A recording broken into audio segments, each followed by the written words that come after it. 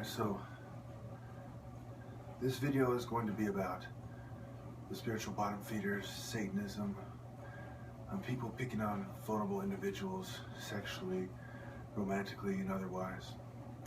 But first, I'm just going to give you a real quick combo, Later on, I'll teach you how to barrage your opponent with unpredictable blows that allow you to fight multiple attackers at once.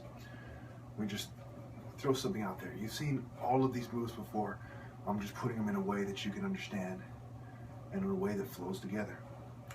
It's central to martial art philosophies to have a lot of combos that flow together and variations. Variations are key. Without further ado.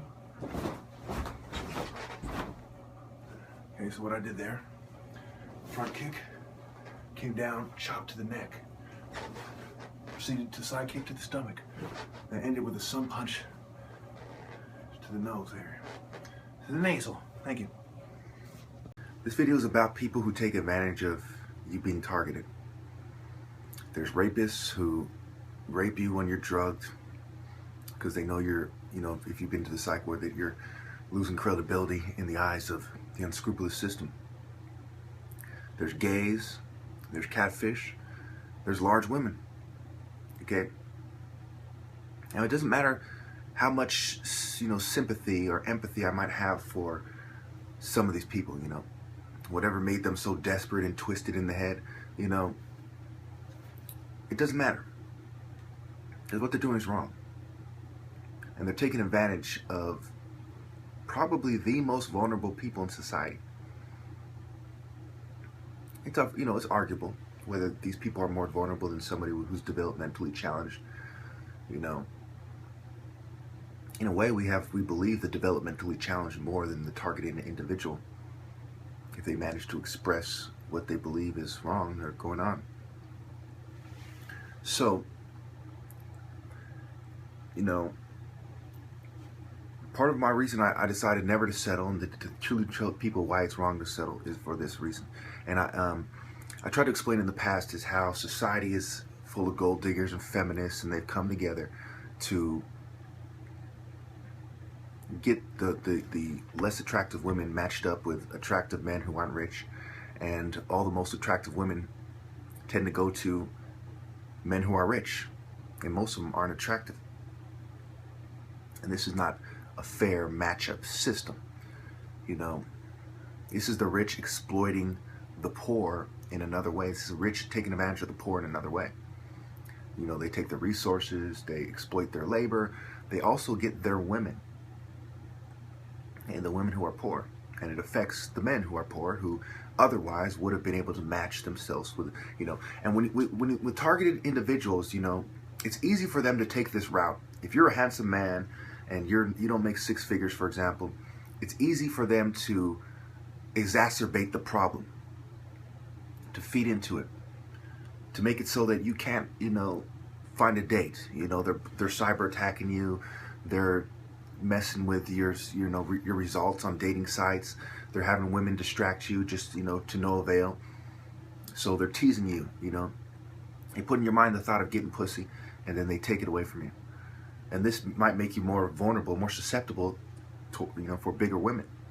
And, when it first started, when you don't notice it, that's the biggest problem. We need to raise awareness about this, and we need to raise awareness about their tactics, including their little sick matchmaking game.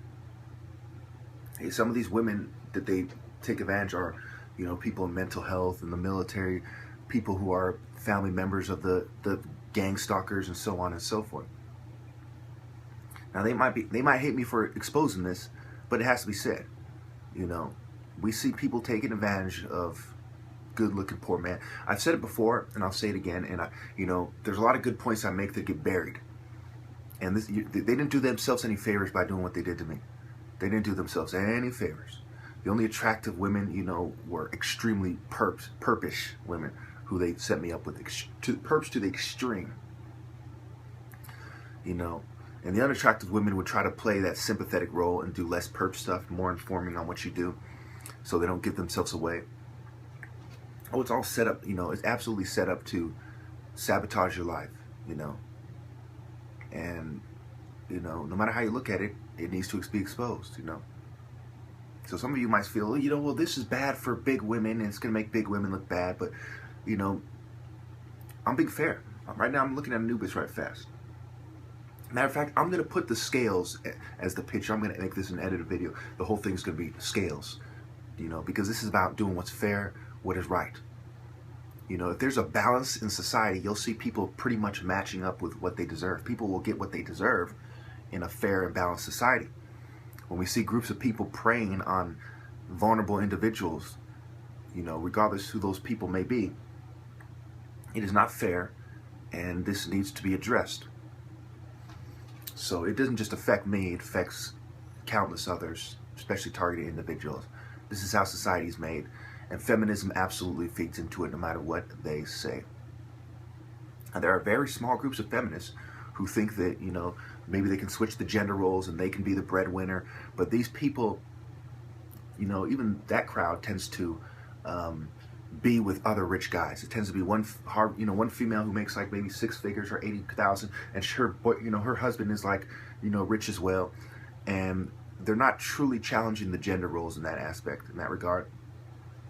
They're just not a stay-at-home mom, and they consider that challenging the gender roles. Everything they're doing just happens to be in a way that helps selfish women out, helps indifferent selfish women out, you know. So absolutely, feminism is one of the major catalysts of this epidemic of unfairness, one of the major components. And, you know, gold digging obviously extremely feeds into it. Capitalism, materialism, absolutely. Anything that is anti-morality or anti-religion, you know, the religions that are strong on morality, feeds into this. The government feeds into this. You know, these people are social planners, social developers, social engineers, social controllers. Okay, you think they don't observe sociology and how things generally work, you know, and they have a bunch of psychologists. You know, when I went to University of Phoenix, they had a psychology department. They had a whole bunch of psychologists literally helping the gang stalkers, analyzing me in real time. Okay? People who were in school for psychology in my class, planted in my group, in order to analyze me and help them decide how to fuck with me, you know, in real time. You know, in the psych ward, you know, some of your handlers, some of the people observing you are psychologists. And they're saying, well, how can we get this guy to think how we want, to date who we want, and so on and so forth. They're basically trying to create your life for you, trying to create you and break you down and then recreate you. Even worse, you know, it's increment, it's cycles, it's cyclic, you know, and it's sick, you know. So, yeah, going back to the subject, there's a lot of gay people. There's a gay agenda, and these gay people have teamed up with these people to try to make you a little bit more queerish, you know. And part of what they did is, in my search results, and this might be hard for some of you to believe, but it's true. They had people in shows and talk shows, people with lisps, you know. They planned a lot of gay people at the restaurants I go to. They had my search results come up with a lot of gay people in order to affect the way I speak. If you think about what an accent is and how people speak, it's a result of their environment. So you can literally plant a bunch of gays in someone's environment and you'll sound more gay. A lot of people who aren't gay, who live in San Francisco, sound more gay than someone who might live in the South or something. You know, a lot of people don't see that. People in sociology see that. People in psychology see that. Evolutionary psychology, social psychology, functional psychology. They all see these things happening. Developmental psychology. Psychosocial perspectives in psychology. So, you know, absolutely this goes on. Absolutely right now they're going to try to say that I'm wrong. They're going to send trolls to this video. Absolutely. But if you really search your heart and you search your mind, this is exactly what you would expect. This is exactly how it works. There's nothing I've ever said that isn't exactly what you would expect. If you just analyze society, you know, you got to realize I'm more wise than the people doing this. So for me, it's extremely obvious. But I think for everybody, it should be obvious. Okay? Analyze it. Look at how society works. Ask yourself how it works. What's holding it together? In masonry, is part of the thread that holds it together, and they work with the government on record. I showed you the police. I've shown you police patches, and you know, presidents who are Masons. And if you really do the math, these people are in very effective social positions. Masonry is about social development. They consider themselves architects, developers, planners. That's all part of Masonry. You plan, you have a blueprint, you follow it, you get rid of the material that's going to get in your way. You know, you seek out the material that you need. In this case, it's human resources. So for people not to see that I'm right is absolutely disgusting. I am extremely disgusted with women, with gang stalkers, with society for allowing this to happen. Society should take a strong stand and say, no, we're not going to let these women prey on men and then cry about women issues all the time and never address this horrible, horrible phenomenon that we see constantly of people taking advantage of the most vulnerable people in society, political dissidents, the mentally ill, and the people who get the worst of the dating game. You know, they want to talk about date rape. I'll tell you right now, date rape, you know, is partially a side effect of women being gold diggers and feminists and making themselves a way that is either unreceptive to men who pretty much deserve pussy, to put it bluntly, or making themselves a way that's undesirable. You know, they're annoying, obnoxious feminist bitches. Think about an annoying in-your-face black female, for example. Think about a gold-digging fucking white female or Asian female, you know, who's looking at you like, you know, you're a scrub. She just looks at you and you know what she's thinking. Okay? This is part of what leads somebody to want to rape. And I'll go as far as to say this. I don't blame any targeted individual who rapes a woman. I personally don't blame. I know it's wrong, but I don't blame them. Because they've been sabotaged, and whether or not they consciously are aware that there's a process to try to set them up with people, to try to put perps in their lives as their friends, girlfriends, etc. And many of these females who are open to being that role are unattractive females who don't have a boyfriend and so on and so forth. Okay? So when society sabotages your love life, I want you all to think about this. When society sabotages your love life, then a bunch of gays and fat feminists and fat women try to take advantage after they've made you more susceptible. Is it then extremely wrong to rape a woman? Now, this is my answer, and I'm not telling you what to think about this. You know, we can explore this in the comments. My answer is, it is not extremely wrong. It is not very wrong. It then becomes slightly wrong. Okay? For the same reason, if somebody stole food from you and society fucking isn't helping you out, it's less wrong to steal than if you're a rich person stealing from people just to overindulge. There's degrees of evil.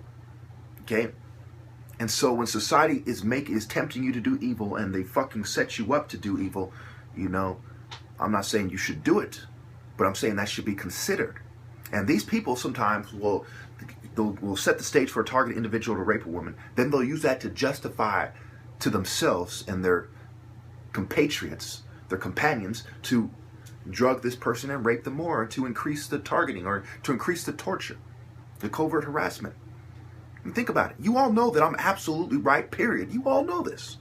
And if you don't, you're a fucking idiot. I'm sorry, but if you don't know that I'm right, you are one ignorant, stupid son of a bitch. You should slap your fucking mother for not raising you correctly. Just a brief intro to the second half of this video. I want you to ask yourself if your ethnic group or race are doing things that are conducive to the acceptance of satanic philosophies in your group. You see, you can't be a satanic Christian. You can't be a satanic Muslim. You can't truly be a satanic Jew without being some kind of a Talmudic Jew, etc. Okay?